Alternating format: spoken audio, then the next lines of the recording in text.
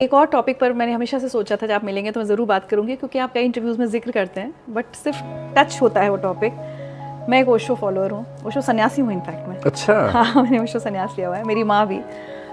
ओशो का आपने जिक्र किया, तो वो आपकी ज़िंदगी में कब और कैसे आए? तब मैं ग्रेजुएशन फर्स्ट ईयर में था, 17 साल का था, और ये बात है 1990 की। 1990 में ही ओशो की मृत्यु हुई थी।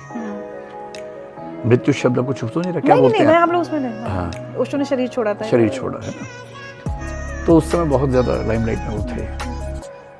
17 साल के बच्चे के मन में जिज्ञासाएं वैसे भी ज़्यादा होती हैं, ऊपर से जब ये सुन ले कि वो सेक्स गुरु टाइप के आदमी थे तो जिज्ञासाएं बढ़ भी जाती हैं। तो हुआ ये कि मैं एक यात्रा पे मध्य प्रदेश गया हुआ था।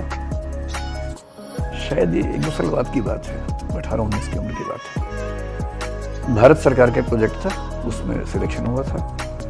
तब छत्तीसगढ़ बनानी था। तो मध्य प्रदेश में बहुत सारे जनजातियों के इलाकों में जो पानी की सप्लाई हो रही थी, राजीव गांधी पेयजल मिशन था, उसको ऑडिट करना था कि वो सच में हुआ है कि नहीं हुआ है। तो दिल्ली विश्वविद्यालय से कुछ लोगों का सिलेक्शन हुआ, मेरा भी हो गया था, मैं उसमें गया था। तो वहाँ मैं 1 महीना रहा मध्य प्रदेश में, जो आजकल छत्तीसगढ़ है। तो इन सब में क्या था कि हमें गेस्ट हाउस मिलता था और हम पूरा दिन जंगलों में, आदिवासी इलाकों में जाके उन आदिवासियों से बात करते थे, मिलते थे, समझते थे कि जो वायदा था पानी को लेके हुआ कि नहीं पूरा। अब शाम को 7-8 बजे फ्री होते थे, सुबह 8-9 बजे निकलना है, तो पहली बार ऐसा हुआ, टाइम बहुत मिला। तो संयोग से मैं जब आया दिल्ली से, तो ओशो की 1-2 किताबें मेरे पास थी, लाइब्रेरी में मैंने रख ली थी साथ में। तो उस पूरे 1 महीने में मैंने ओशो को ठीक से पढ़ा। और मेरी पढ़ने में रुचि बहुत ज़्यादा रहती नहीं थी, मैंने आपको बताया भी, मेरा उस समय शौक इलेक्शन लड़ने का ज़्यादा था।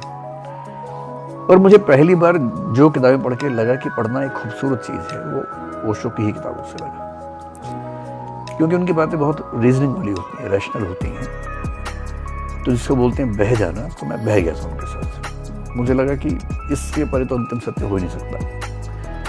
17 की उम्र में अंतिम सत्य बहुत जल्दी मिलता है, लेकिन बाद में फिर ये भी होता है कि आपको लगता है कि नहीं, कुछ और भी।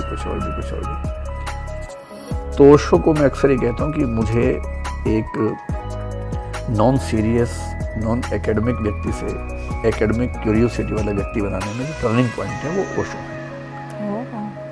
उसके बाद फिर मैंने सवाल पूछने शुरू कर दिए ओशो को पढ़ने के बाद, हर चीज़ पे पूछे।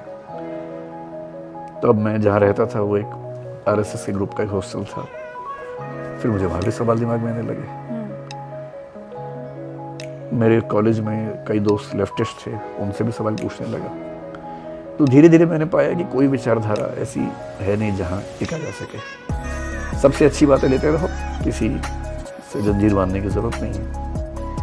और हाँ, उसके बाद मैंने फिलॉसफी में लगभग सारे थिंकर्स को पढ़ा, भारत में, पश्चिम में भी, सोशियोलॉजी को पढ़ा, लिटरेचर पढ़ा। तो जैसे जैसे बहुत लोगों को पढ़ते हैं, समझते हैं, तो आपका चीज़ें और समृद्ध होती हैं, दिमाग खुलता जाता है। तो अब मैं ये तो नहीं कहूँगा कि मैं ओशो का फॉलोअर हूँ या सिर्फ ओशो ने मुझे बनाया है, लेकिन पहला स्थान उन्हीं का रहा है और अभी भी ठीक ठाक है। और उनके कई थॉट्स मुझे प्रभावित करते हैं। आज की मेडिटेशंस नहीं किए? मेडिटेशन मैंने अब शुरू की है कुछ करना, पहले मैं कभी नहीं कर पाया था, कोशिश की तो भी नहीं हुआ था। अभी 1-2 महीने से मैंने आजकल ध्यान प्राणायाम करना शुरू किया है। अच्छा। और मैं लगभग रोज किसी गुरु का, मतलब किसी का? हाँ, एक हमारी टीचर हैं जो घर पे आती हैं, वो घर के सब मेंबर्स के लिए है। तो मैं लगभग नियम से प्राणायाम तो आजकल रोज करता हूँ। ध्यान के बिंदु तक एग्जैक्टली नहीं पहुंच रहा हूँ, लेकिन कभी कभी रियलाइज होता है कि हाँ, मैं उसके आसपास पहुंच रहा हूँ। और मेरी इच्छाओं में से, मतलब विश लिस्ट में एक तो है कि मैं विपस्सना करूँ। 2-3 साल से सोच रहा हूँ, कर नहीं पाया हूँ। ओशो का जो ध्यान है वो बहुत ही रोचक है। मैंने एक बार, डायनामिक ज़्यादा है, डायनामिक है ना। एक बार श्री रविशंकर जी वाला जो है द आर्ट ऑफ लिविंग, मैंने बहुत पहले 20 साल पहले वो कोर्स एक बार किया था, 7 दिन का, सोहम वाला जो सुदर्शन क्रिया होती है। तो मेरे आसपास सब लोगों का मेडिटेशन बढ़िया से हो गया था, मेरा नहीं हो पाया था, क्योंकि मैं दिमाग बहुत चला रहा था। जब दिमाग बहुत चलाते हैं फिर वो मतलब सहज हो ही नहीं पाते, तो मुझसे नहीं हो पाया था।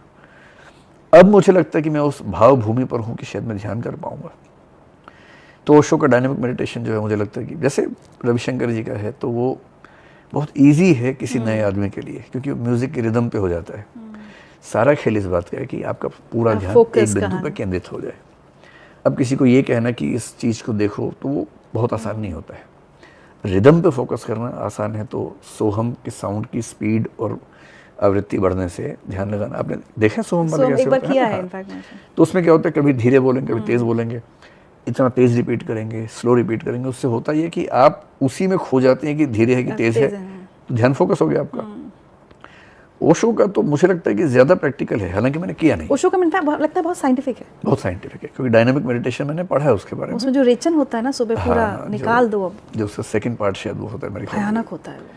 क्योंकि बहुत तेज़ सांस लेने से क्या होता है कि एक तो दिमाग बैठने लगता है, जो कैथारसिस या विरेचन या रेचन कहेंगे, उसमें मेरे ख्याल से चिल्लाने वाला होता है कि चीखो चिल्लाओ। कुशन्स रहते हैं वहाँ पे कि आपको कुशन को किसी पे गुस्सा है तो फाड़ दीजिए। एक फिल्म आई थी, अच्छा, वाइल्ड वेस्ट की, लाइफ इन मेट्रो, उसमें इरफान खान जो नायिका है फिल्म की, उसको एक टंकी की छत पे ले जाते हैं और बोलते हैं बहुत जोर से चिल्लाओ, और चिल्लाने से उसको जो कैथारसिस की फीलिंग आती है। तो मेरे ख्याल से ऐसी फीलिंग्स वहाँ आती होंगी। तो डायनामिक मेडिटेशन हो या उनका कुंडलिनी वाला हो, मैंने उनको पूरा प्रोसेस पढ़ा है। कुंडलिनी का ये शाम का टाइम होता है, टाइमिंग्स भी हैं सब। अच्छा, कि डायनामिक आपको सुबह 5 से 6-7 बजे तक करना है मैक्सिमम।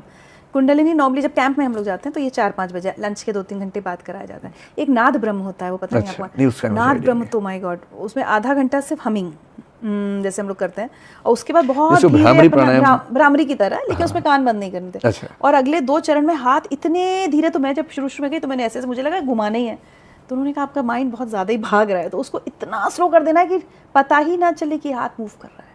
मतलब हाउ स्टेबल, कितना आप स्टिल हो सकते हो, उसकी एक प्रैक्टिस है। पर जो आपने विपश्यना का जिक्र किया ना, वो एक मुझे बात बहुत अच्छी लगती थी कि ओशो कहते थे विपश्यना उस समय शुरू हो चुका होगा, बोले विपश्यना होता सबको शांत कर दिया, अब अंदर तो भरा हुआ है गुस्सा, नफरत किसी के प्रति या दुख, वो बिल्कुल जैसे सोडा बॉटल पे आपने कॉर्क लगा दिया तो वो बुलबुले तो अंदर रह गए।